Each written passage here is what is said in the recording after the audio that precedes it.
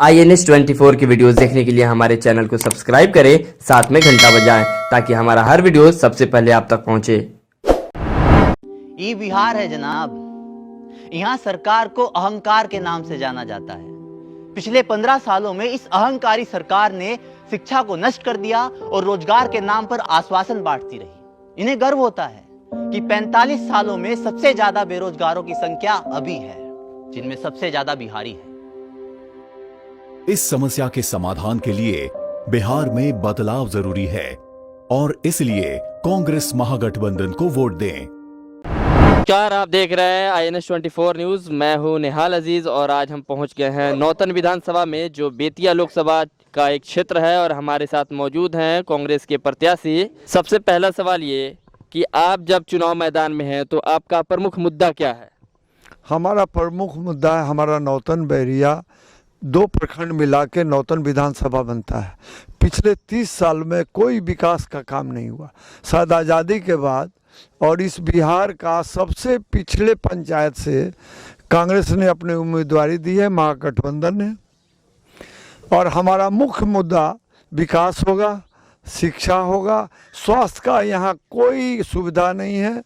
और यहाँ जो सबसे ज़्यादा मजदूर, गरीब, बेरोजगार है। सर, आपने गरीब, मजदूर और बेरोजगार की बात की। आपके महागठबंधन के जो नेता हैं तेजस्वी यादव, उन्होंने 10 लाख नौकरी देने का वादा किया है। आपको क्या लगता है 10 लाख नौकरी देना बहुत आसान होगा? क्योंकि 15 साल के राज में नीतीश कुमार ने सिर्फ 6 लाख ही नौकरी दे पाए हैं। हमारे महागठबंधन के नेता तेजस्वी यादव जी, राहुल गांधी जी ने साझा एक मैनिफेस्टो महागठबंधन के लिए तैयार किया है। और हमारी जब सरकार बनेगी तो सबसे पहला फाइल कैबिनेट का जो ऑर्डर होगा वह 10 लाख युवाओं का जो बेरोजगार है नौकरी देगा, सृजन नहीं होगा। हम लोग दूसरे पार्टी के तरफ से, हमारे एनडीए के जो नेतागण हैं वो उन्होंने अभी तक केवल झूठ बोला है 6 साल में। और 30 साल में हमारे नौतन के विधानसभा के प्रतिनिधि भारतीय जनता पार्टी के और जदयू के रहे हैं। 30 साल में उन्होंने कोई काम नहीं किया है। और हमारा नौतन बहुत पिछड़ा हुआ है। बहुत कामों की जिम्मेवारी होगी। हमारा सरकार बनेगा तो शायद बिहार में मैं चाहूँगा कि नौतन का सबसे अगले स्थान पर पौदानपुर में ले जाऊँ।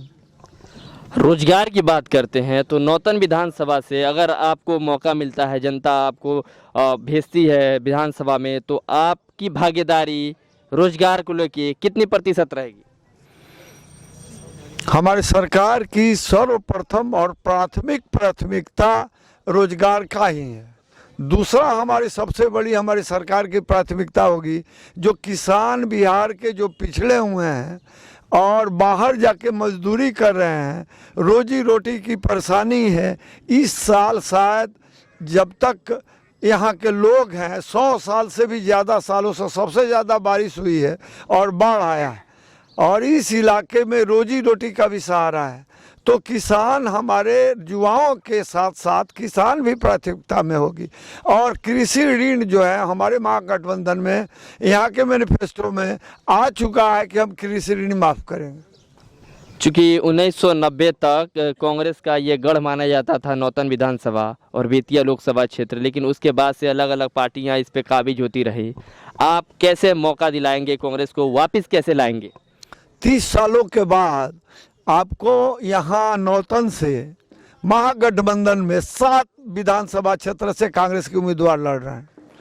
और कांग्रेस 30 सालों में जो विकास का काम नहीं हुआ है, झूठ का अंबार जो लगा है, यहाँ के लोगों के साथ धोखा दिया गया है। जब 7 विधायक यहाँ से 7 जीत के जाने वाले हैं और एक राजद के भी जीत के जाने वाले हैं। हमारे महागठबंधन के शिक्षा मैनाटाण के माले के भी हमारे प्रतिनिधि जीत के जाएंगे। और यह बिहार बदलेगा। इन 5 सालों में बिहार बदलेगा और बिहार भारत के सबसे अच्छे राज्यों में इनकी गिनती होगी। नौतन विधानसभा में भारतीय जनता पार्टी के विधायक हैं, कितना चुनौती देते हैं आप उनको? कुछ काम किए नहीं, वो हमारे छोटे भाई हैं। और जो काम नहीं किए, जो उन्होंने लोगों से इतनी उनकी नफरत बढ़ गई है, कांग्रेस उन लोगों से पहले उनका विश्वास जीतेगी। कांग्रेस के मैं अगर प्रतिनिधि यहाँ से जीत के जाता हूँ तो सबसे बड़ी बात है कि यहाँ बहुत ज़्यादा भ्रष्टाचार है। पिछले 30 सालों में अफसरशाही बढ़ गई है। एक छोटा सा भी काम है, कोई किसान कोई मजदूर प्रखंड में चाहे किसी भी पदाधिकारी के पास जाता है तो भ्रष्टाचार इतनी बढ़ गई है कि उसका काम नहीं होता है, सामने सिर्फ पैसा दिखाई देता है। मैं सर्वप्रथम नौतन बैरिया में अपने दोनों प्रखंड में यहाँ के समस्याओं के लिए आंदोलन चलाऊंगा और यहाँ से बेतिया तक अगर हमारे सरकार बनी या हम यहाँ से जीत के जाते हैं अगर प्रतिनिधि होते हैं तो भारत में जितना प्रश्न नहीं किया गया होगा बिहार के विधानसभा में प्रश्नों का अंबार लगा दूंगा और यहाँ के लोग लड़ाई लड़ेंगे अपने अधिकार का। जितना पिछड़ा है मैं जब तक जीवित रहूंगा लड़ता रहूंगा और उनका अधिकार को दिलाऊंगा। चूँकि आपने भ्रष्टाचार की बात की, मैं जब आपके पास आ रहा था तो रास्ते में काफ़ी लोगों से मैंने बातचीत की। लोग सबसे पहले ये बताते हैं कि ब्लॉक में जब वो जाते हैं या कोई किसान हो गया या कोई भी चीज़ हो गया तो वो बिना पैसे दिए उनका काम नहीं होता है। उनको दौड़ाया जाता है, परेशान किया जाता है, बार बार बुलाया जाता है, अंततः वो परेशान होकर कर्मचारी को कुछ पैसा घूस देते हैं। तो ये जो एक सिस्टम है तो इसको बदलने के लिए क्या प्रयास है आपका? सर्वप्रथम इस सिस्टम में जानना होगा कि सिस्टम इतना डेवलप कैसे हुआ। जनप्रतिनिधि मिले हुए हैं और उनमें उनका हिस्सा है तो सब मिल के खा रहे हैं। हमारी प्राथमिकता में होगी कि भ्रष्टाचार का यहाँ से तो खात्मा करेंगे, चाहे लड़ाई हमारा प्रशासन से हो चाहे जनप्रतिनिधि से हो। मैं लड़ूंगा और इस भ्रष्टाचार के खिलाफ बड़ा आंदोलन खड़ा करूंगा। चूँकि बिहार में मुख्यमंत्री के चेहरा में नीतीश कुमार हैं, भाजपा उनको आगे करके चुनाव लड़ रही है और नीतीश कुमार अपनी सभाओं में 7 निश्चय कार्यक्रम के बारे में हर जगह बता रहे हैं कि वो रोजगार के जरिए हो या फिर युवाओं को पढ़ाई के जरिए लोन देना हो या जल नल योजना है। तो आपके विधानसभा में ये जो 7 निश्चय योजना है ये कितना सही काम कर रहा है? आंशिक रूप से बहुत कम प्रतिशत में काम कर रहा है और 7 निश्चय का मैं आलोचना नहीं कर रहा हूँ। वह 7 निश्चय अच्छी बात थी लेकिन जमीन पर उतरा कहाँ। आप इतना मौका मिला हमारे माननीय मुख्यमंत्री नीतीश जी को, लेकिन उन्होंने जमीन पर उतारा कितना। और आज आप गांव में आए हुए हैं, बैठे हुए हैं, यहाँ गांव के लोग बैठे हुए हैं, हम भी बैठे हुए हैं। वह 7 निश्चय जमीन पर नहीं उतर पाया, इसी बात का तो दुख है। और आज जो जनता नाराज है इसी वजह से नाराज है। आप निश्चय किए 7 अच्छा आपका बिंदु था, 7 पर आप काम करते लेकिन जमीन पर नहीं उतार पाए, इसी वजह से जनता नाराज है और महागठबंधन की सरकार बनने वाली है। चूँकि जो आपका विधानसभा है इसके बगल से बूढ़ी गंडक गुजरती है, गंडक सॉरी माफ़ कीजिएगा, गंडक गुजरती है। तो हर साल प्रत्येक वर्ष बांध का टूटना, किसान प्रभावित होते हैं। तो इसके लेके आपका क्या खास प्रोग्राम है? सबसे ज़्यादा इस बाढ़ का प्रभाव गंडक का हमारे पंचायत जहां मेरा घर है, मेरा जहां रोजी रोटी चलता है, मेरा परिवार मैं खुद प्रभावित हूं। और मेरे बचपन से ख्वाहिश है कि जिस दिन मैं नौतन का जनप्रतिनिधि बन गया उस दिन बाढ़ के खिलाफ लड़ाई लड़ूंगा। और इस इलाके से आपको एक और बात बता दूं कि बाढ़ इलाका आपका तेलुआ से पटजिरुआ तक है हमारे नौतन विधानसभा क्षेत्र में। यहाँ से कोई आज तक जनप्रतिनिधि नहीं हुआ है, कोई भी बड़ी राष्ट्रीय पार्टी यहाँ से अपना टिकट भी नहीं दिया है, कोई उम्मीदवार भी नहीं बनाया है। शायद 75 सालों में अब पहला दफा हुआ है कि इस इलाके से, बाढ़ के इलाके से, पिछले इलाके से कांग्रेस पार्टी ने, महागठबंधन ने हमको उम्मीदवार बनाया। और यहाँ के लोगों में एक जोश आ गया है कि इस इलाके को जब तक आज तक प्रतिनिधि नहीं बनाया गया तो एक जनप्रतिनिधि दिया गया है, अपना कैंडिडेट बनाया गया है, हम प्रतिनिधि को भेजेंगे। और इस उम्मीद के साथ कि यह प्रतिनिधि हमारा जाएगा तो हमारी समस्याओं के लिए, हमारी बाढ़ के लिए लड़ाई लड़ेगा और हमारा निदान करेगा। अगर आपको नौतन की जनता मौका देती है तो सबसे पहला काम आप क्या करने वाले हैं, जो आपके मैनिफेस्टो में है सबसे प्रथम काम?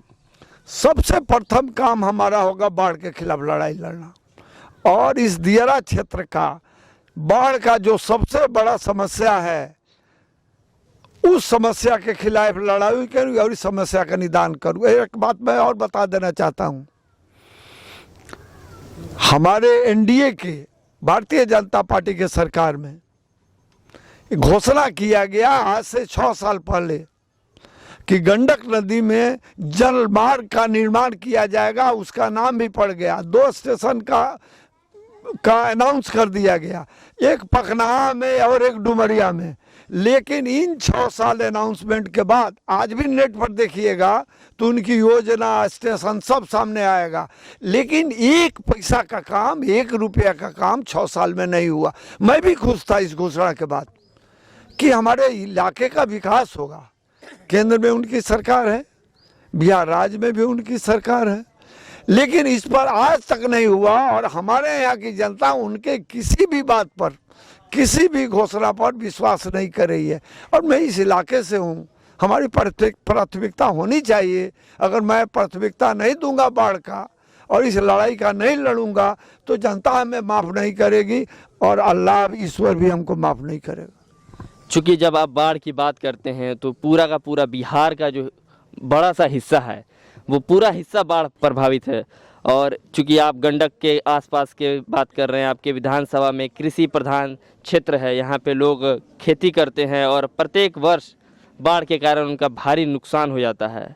तो इन सब सिस्टम को जब आप बात कर रहे थे और कह रहे थे कि नीतीश की सरकार है और माननीय मोदी जी की सरकार है, तो डबल इंजन की सरकार है, और डबल इंजन की सरकार होने के बाद भी धरातल पे काम नहीं हो रहा है, तो आपकी पार्टी या आप किस तरीके से इस मुद्दे को विधानसभा में उठाएंगे? यह तो बहुत बड़ा मुद्दा है। और डबल इंजन की सरकार तो है, काम उन्होंने नहीं किया।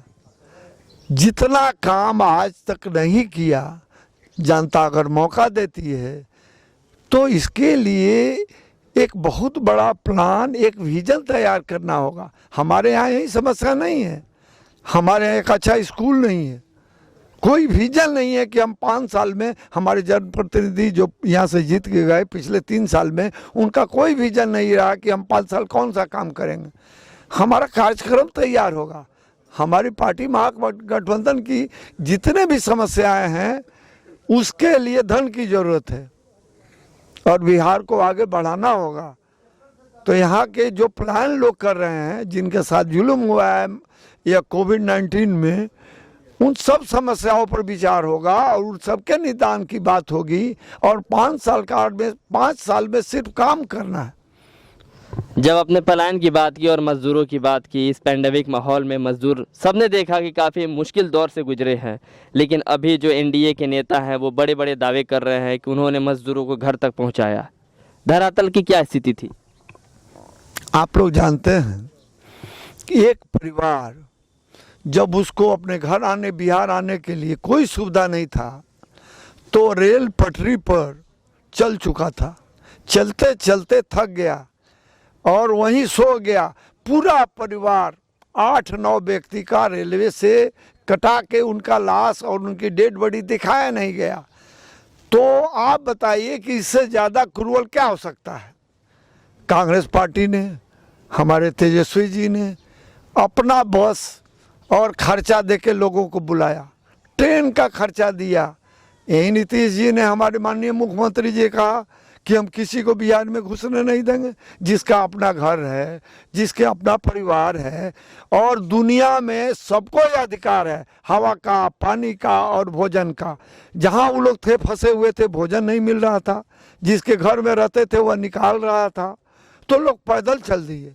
हमारे यहाँ की जो मजदूर भाई हैं, जो जिनको लोग कह रहा था कि वह प्रवासी हैं, प्रवासी नहीं, बिहारी हैं, जब उनको निकाला गया, जो भारत को या आज इस मुकाम पर दुनिया के सबसे शक्तिशाली राष्ट्रों में कायम किया, वो बिहार के मजदूर हैं और वो भूले नहीं हैं। और नीतीश जी की सरकार का सबसे बड़ा जो उनकी बदनामी और क्षति हुई है, हमारे यहाँ के मजदूरों को नहीं लाना, उनके साथ खड़ा नहीं होना, उनके दर्द में बलहम नहीं लगाना, इसलिए भी उनके आज परिवर्तन हो रहा है। आज बदलाव की जो हवा चली है उसमें एक मुख्य कारण वो भी है। बहुत बहुत धन्यवाद आपका। तो ये थे कांग्रेस के नौतन विधानसभा से प्रत्याशी कमरान शेख जी। धन्यवाद।